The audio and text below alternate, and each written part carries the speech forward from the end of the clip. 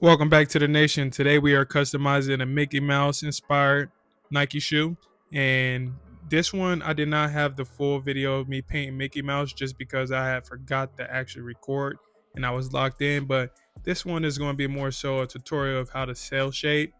And cell shade is basically like how the old cartoons were, as well as the anime were, where they have more just the flat colors and it's kind of like not of a gradient from color to color or the shades.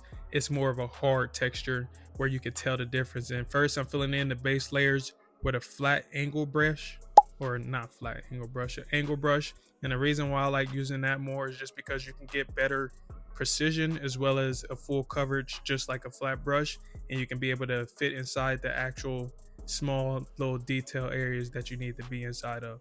So I'll use the DTLR Angelus Direct paints as well as Fire Red, and Fire Red's been my for sure go-to when it comes to working with just red colorway in general. When I first started off, I was always using chili red and then sometimes using a little bit of red.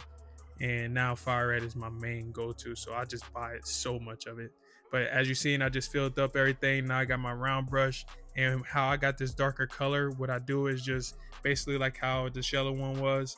I use the yellow and then add a little bit of brown and then stirred that all up, and that was able to give me that nice shade.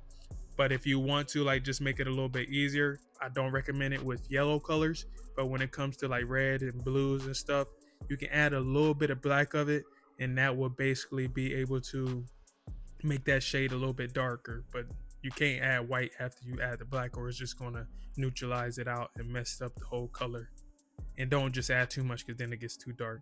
But now I'm just using the bone gray colorway right now, the dark bone, just because I just like the look of it instead of using the actual just regular gray, because then it becomes too dark. Now you're going to go in with like a flat detail brush or a zero round brush and block everything in with some flat black, because that brings everything together when it comes to working on these cartoon style customs. But if you liked how these turned out as much as I did, because anytime when it comes to working with these smaller shoes, you want to have something that's popping as well as playful too for the kids like. But it's also hard to fit a whole lot of detail in these small shoes. So when you add those characters, it's always good to just have this cell shading cartoon style background. It just ties everything together and matches with the theme very well. But make sure you subscribe and also like this video and comment what other type of videos you would like to see me bring to life. Until next time, stay blessed and thanks for watching.